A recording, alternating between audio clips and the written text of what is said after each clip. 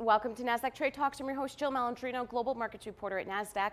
Joining me at the market site in Times Square, we have Chris Dearborn. He's a Managing Director on Nasdaq's Market Intelligence Desk with our weekly wrap on the markets. Always my favorite hit of the week because I know the weekend is just around the corner. And Chris, stocks look like we're going to close lower for Friday, ending the week of October 14th, but we're still going to close higher for the week. That is absolutely right. We're looking at, especially for the S&P 500, 2 consecutive weeks of gains. Depending on how today plays out, we're still going to end up within a stone throw of the all-time high made back in July. You know, that 3,000 level has been kind of elusive. We touched over it a few times during the week. It looks like we're going to close, unless something happens coming into the end of the day here today, below that level, but still positive for the week, which is what we're looking for. All right, let's take a look at our first chart today. This is the Dixie, the U.S. dollar index. Has certainly been a big point of conversation this week in the midday notes because of everything that's happening with Brexit in the EU. Absolutely. Brexit's been a big impact to the currency market. We talked about the pound earlier in the week and how that is potentially going to have a significant move depending on how the vote goes this weekend. The dollar, as inverse, is absolutely reacting the same way. We're down consecutively here. This is a 200-day moving average. We're kind of up against longer-term support. And if the dollar is going to rally here, it's probably about rallying the back of a Brexit no vote.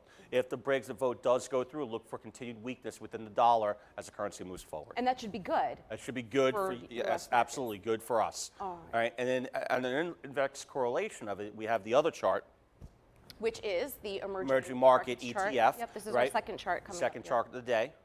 There we go, which will be an inverse correlation. So emerging markets, again, looking on the currency play here, is breaking out against 200-day moving average is a reversion trade. And what you're looking at here is if you think that the vote is going to happen and it's going to happen negatively, meaning not passing, the dollar should start to rally again, which would be bad for the U.S. against the pound. And then inversely, if it fails, the emerging markets could be very positive here. So you're looking at a reversion trade between the emerging markets and the U.S. dollar as a correlation. And the problem with that is you have to wait for the event this weekend. And unfortunately, we won't know what happens till Saturday night. Yeah, but you know, the good thing is with the charting, at least you have some price points that you can be aware of. It's an if-then statement. Right, exactly. It's what you're looking at here, and it's very clearly cut, right? You're bumping up against the 200-day moving average for the EEM, which is the emerging markets ETF.